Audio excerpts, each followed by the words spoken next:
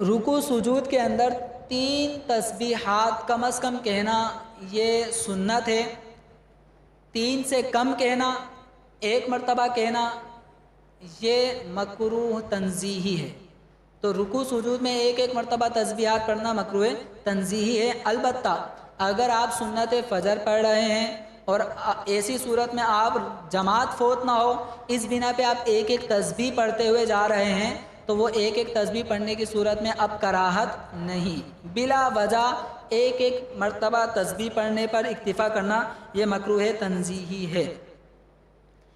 نماز پڑھنے میں بعض اوقات کوئی کاغذ لگ جائے گا، کوئی گرد لگ جاتی ہے، کوئی چٹائی کا کوئی تنکا لگ جاتا ہے، تو اس کو چھڑانا یہ مکروہ تنزیہی ہے. ہاں اگر نماز میں دھیان بڑھتا ہے، وہ ایسا تنکا پیشانی پہ چپکا ہوا ہے کہ جب بھی سجدے میں جائیں گے تو وہ چبھتا ہے، چبھنے کی وجہ سے سجدے میں وہ خشوع خضوع نہیں آتا، توجہ بڑھ جاتی ہے، تو اب اس تنکے کو ہٹانے میں کوئی حرج نہیں ہے.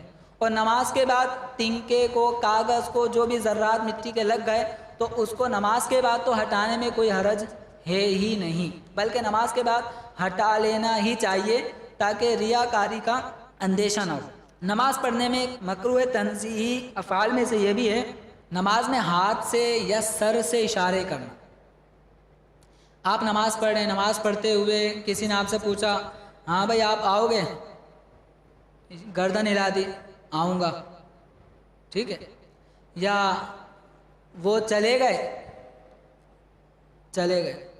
منہ سے نہیں بول رہے، منہ سے بول دیا تو نماز بھی گئی، تو اشارہ کر دیا آپ آؤ گے، یوں ہاتھ سے اشارہ کر رہا ہے، گردن سے اشارہ کر رہا ہے، تو نماز کے اندر ہاتھ سے یا سر سے اشارہ کرنا یہ مکروہ تنزیہی ہے.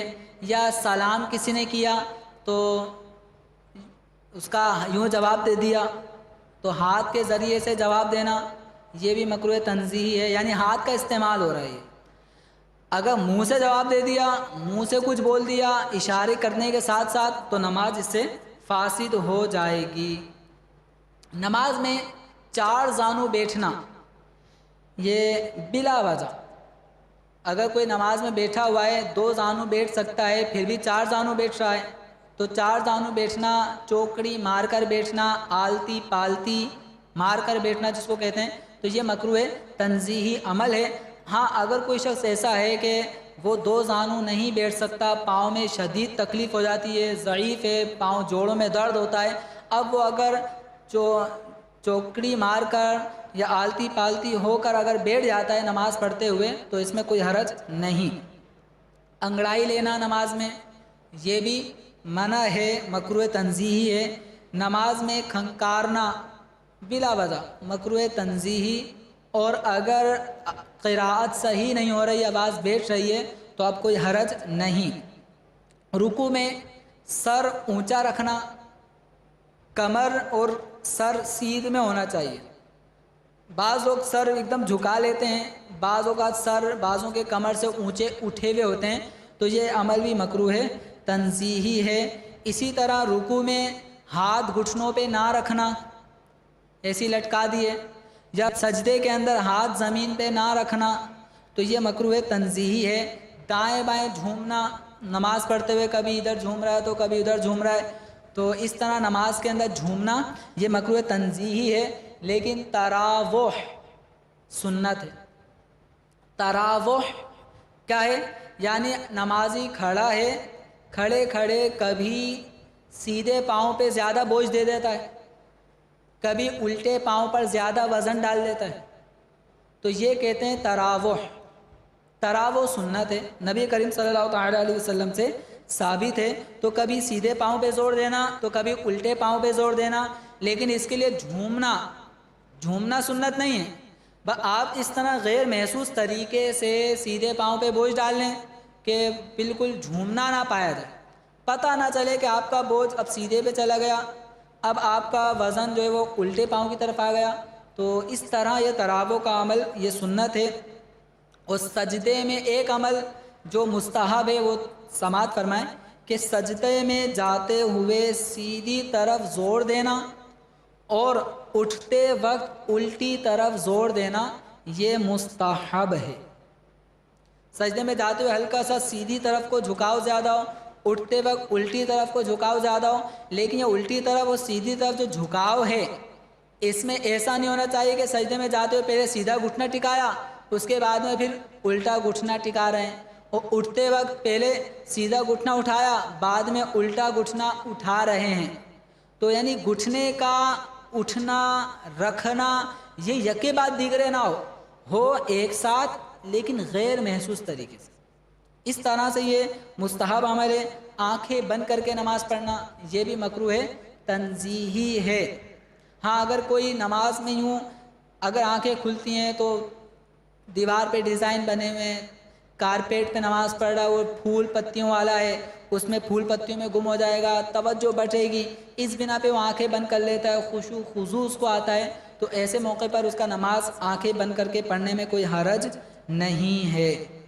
چشمہ لگا کے نماز پڑھنا، بعض اوقات چشمہ لگا کے نماز پڑھتے ہیں. تو چشمہ لگا کے نماز پڑھنے میں دو صورتیں ہیں. اگر آپ کا چشمہ ایسا ہے کہ اگر اس کو پہن کے آپ نماز پڑھیں، اب وہ کسی بھی چیز کا بنا ہو، آپ اگر اس کو پہن کے نماز پڑھیں گے اور پہن کر نماز پڑھنے میں زمین پہ ناک کی ہڈی جمے گی، پیشانی زمین پر جمے گی، تو اس صورت میں نماز پڑھنے میں کوئی حرج نہیں، نماز پڑھنا بلا کراہت جائز. اور اگر ناک کی ہڈی نہیں جمے گی، چشمہ تھوڑا ابھرا ہوا ہے کہ اگر سجدے میں ہم جائیں گے تو ناک کی ہڈی صحیح طور پہ نہیں جمے گی، تو ایسی صورت میں چشمہ لگا کے نماز پڑھنا یہ مکروہ ہے، تحریمی ہو جائے گا کیونکہ ہڈی زمین پہ نہیں جم رہی، اور نماز میں ناک کی ہڈی زمین پہ نہ جمے یہ مکروہ تحریمی ہے. ایسی نماز واجب الاعادہ ہو. تو چشمہ پہن کے نماز پڑھنے کی دو صورتیں ہو گئیں. اگر ناک کی ہڈی زمین پہ جمتی ہے، پیشانی جمتی ہے تو نماز پڑھنا چشمہ لگا کر جائز، اور اگر ناک کی ہڈی نہیں جمتی اس صورت میں اگر کوئی نماز پڑھتا ہے تو ایسا عمل مکروہ ہے، تحریمی ہوگا، نماز واجب الاعادہ ہوگی. اللہ تبارک و تعالی ہم سب کو نماز کے جو مسائل ہم نے سیکھے ہیں اسے یاد رکھنے کی توفیق عطا فرمائے، مفسدات اعمال سے محفوظ فرمائے، مکروہات تحریمی تنزیہی ان سے بھی بچنے کی توفیق عطا فرمائے. آمین بجائے نبی الامین صلی اللہ علیہ وسلم. یہی ہے آرزو تعلیم قرآن